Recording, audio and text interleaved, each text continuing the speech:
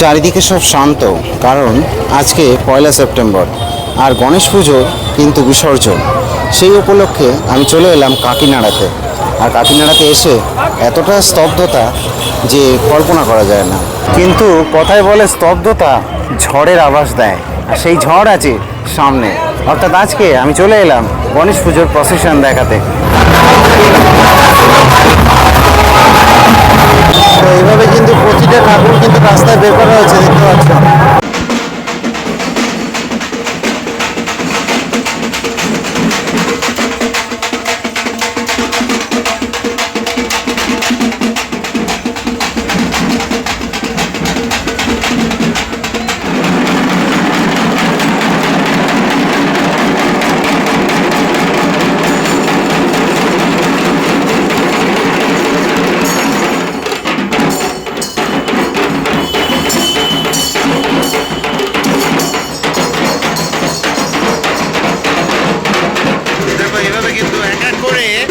ঠাকুর কিন্তু এগিয়ে যাচ্ছে, দেখতে পাচ্ছ।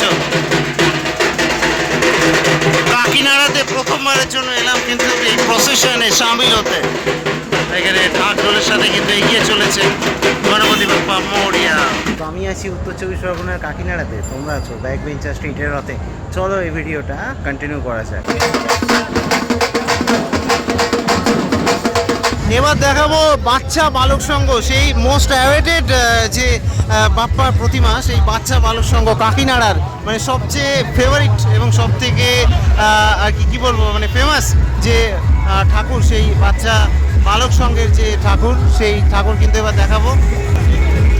এবং এইটা দেখার জন্যই কিন্তু কাকিনাড়াতে বিশেষভাবে আসা। কিন্তু আমি অনেকক্ষণ ধরে ওয়েট করছি একদম। কিন্তু এইখানে বাচ্চা বালক সংঘ বলে রাখি যে প্রত্যেক বছর কিন্তু একদম মুম্বাই স্টাইলে কিন্তু তাদের প্রতিমা বানিয়ে থাকে। এই দেখো বাপ্পা কিন্তু বসে আছেন এবং এখানে দেখতে পাচ্ছ বাপ্পার হাইট অন্য বছরের তুলনায় একটু হয়তো ছোট হয়েছে, কিন্তু বাপ্পা কিন্তু অসাধারণ লাগছে এবং এখানে দেখতে কিন্তু খুবই সুন্দর লাগে বাপ্পাকে। এই বাচ্চা বালক সংঘ সেই বিখ্যাত কাকিনাড়ার। আমি যখন দেখিয়েছি কিছুদিন আগে, মানে 3-4 দিন আগে যখন আমি তোমাদেরকে কভার করতে এসেছিলাম পুরো পরিক্রমা, তখন কিন্তু দেখিয়েছিলাম। এখন তো প্রসেশন চলছে। আর বলে রাখি যে এখানে কিন্তু এই কাছারি রোডে দাঁড়িয়ে রয়েছি, সব মূর্তি মোটামুটিভাবে এই কাছারি রোড থেকে বেরোচ্ছে বা কাছারি রোডের এখান থেকে ঘুরছে। তো ঘুরে ভাটপাড়া মোড় হয়ে কিন্তু চলে যাচ্ছে 10 নম্বর যে গলি, তার অপোজিট দিয়ে গঙ্গার ঘাটে। তো এই হচ্ছে ব্যাপার। আর কারা কারা কাকিনাড়া থেকে দেখছো অবশ্যই জানিও। আর তোমাদের যে পরিক্রমা দিয়েছিলাম আমি পুজোর সময়, মানে 3-4 দিন আগে, সেটা কার কার কাজে লেগেছে সেটা অবশ্যই কমেন্ট বক্সে জানিয়ে দিও।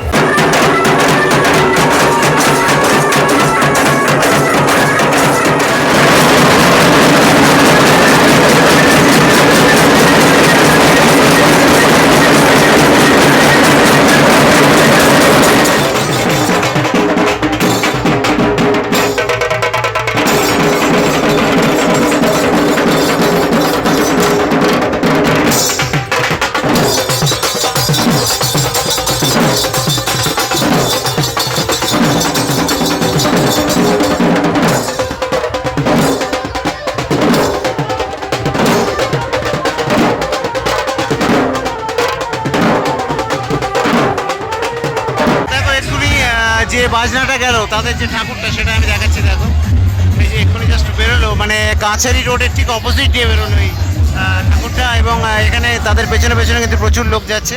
আর তার পেছনে রয়েছে ডিজে। আমি শিওর এর মধ্যে অনেকেই ভিডিওটা দেখবে এবং দেখে পরে বলবে যে দাদা আমি ছিলাম।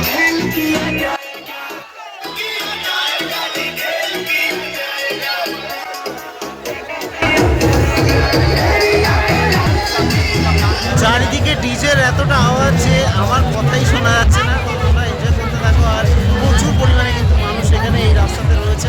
যদি দেখাই তো দেখো এইভাবে কিন্তু যাচ্ছে ভাটপাড়ার দিকে, ভাটপাড়া মোড়ের দিকে, এবং কাতারে কাতারে লোক কিন্তু এখন এই রাস্তাতে রয়েছে, দেখতে পাচ্ছ।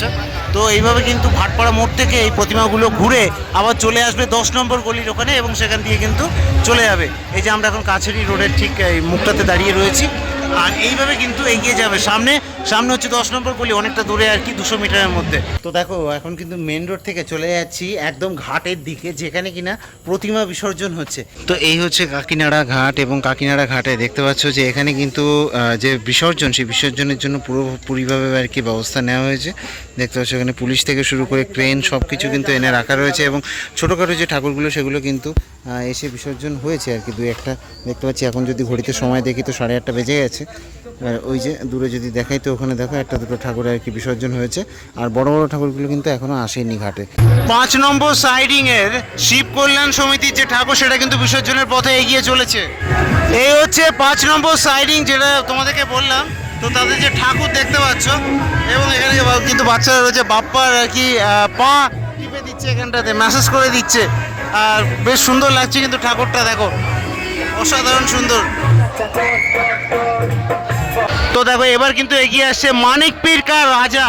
এই হচ্ছে সেই মানিক পীর কা রাজা, যে কিনা এবার যে নরসিংহা অবতার কিন্তু রূপে আর কি প্রকাশ করা হয়েছে এখানে গণেশ ঠাকুরকে। দেখতে পাচ্ছ আমি তোমাদেরকে দেখিয়েছিলাম পুজোর সময়।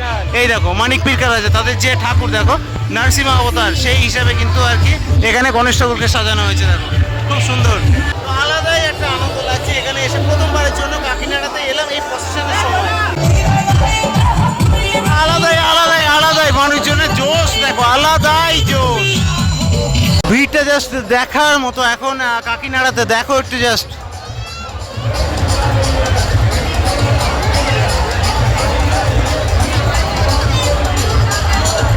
দেখো এখানে এই প্রতিমাটা দেখো জাস্ট কতটা সুন্দরভাবে করেছে। দেখো ওপরে দেখো এখানে এই গণেশ ঠাকুরটা একটু অন্য রকমের একটা গণেশ ঠাকুর, এবং নিচে কিন্তু আর একটা গণেশ ঠাকুর রয়েছে, যে গণেশ ঠাকুরে আর কি পুজো করা হয়েছে, এবং তার নিচে কিন্তু আর একটা গণেশ ঠাকুর রয়েছে যদি দেখায়। তো পরপর কিন্তু 3টে গণেশ ঠাকুর এখানে, এই যে দেখতে পাচ্ছ।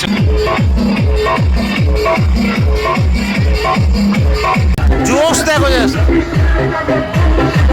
দেখো এখানে বাপ্পাকে দেখো জাস্ট অসাধারণ করেছি কিন্তু। এখানে দেখো বাপ্পা বসে আছে একদম রাজার সাজে কিন্তু বসে আছে এখানটাতে।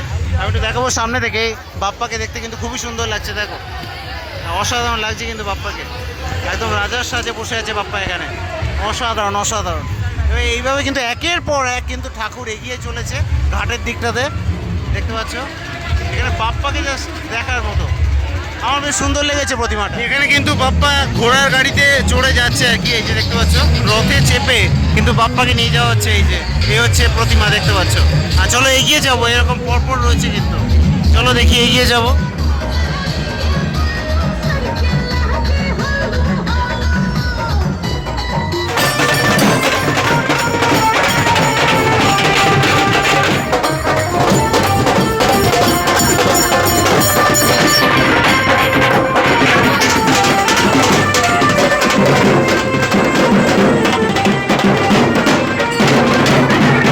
বলে রাখি আমি একদম কিন্তু প্রথমে কিন্তু এই ঠাকুরটা দেখিয়েছিলাম, এটা কিন্তু সেই কাকিনাড়া বাজারের যে ঠাকুর এবং প্রধান যে ঠাকুর এখানে।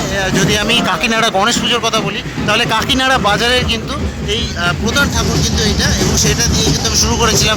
এই ঠাকুর কিন্তু পুরো ওই ভাটপাড়া যে মোড়, সেই মোড় থেকে কিন্তু ঘুরে এসে আবার কিন্তু এগিয়ে চলেছে ঘাটের, এই যে দেখতে পাচ্ছ, এবং অসাধারণ সুন্দর কিন্তু এই ঠাকুর। कौन कौन आप लोग काकीनाड़ा से देख रहे हो वो बस कमेंट करके बता देना आपको बस। এবার দেখো তোমাদেরকে আমি দেখাবো 4 নম্বর গলির যে ঠাকুর, সেই গণেশ প্রতিমা তোমাদেরকে দেখাচ্ছি। দেখো এখানে গণেশ প্রতিমাকে কি রূপ দেওয়া হয়েছে দেখতে পাচ্ছ তোমরা, অসাধারণ একদম, মানে প্রকৃতির সাথে। এখানে কিন্তু বাপ্পা বসে আছেন, এবং বাপ্পার ডান হাতে একটা ঈগল বসে রয়েছে, এবং এখানে কিন্তু ওপরে গাছ রয়েছে বাপ্পার মাথার ওপরে। তো সব মিলিয়ে একটা প্রকৃতির সাথে মিশিয়ে কিন্তু এখানে বাপ্পাকে সাজানো হয়েছে।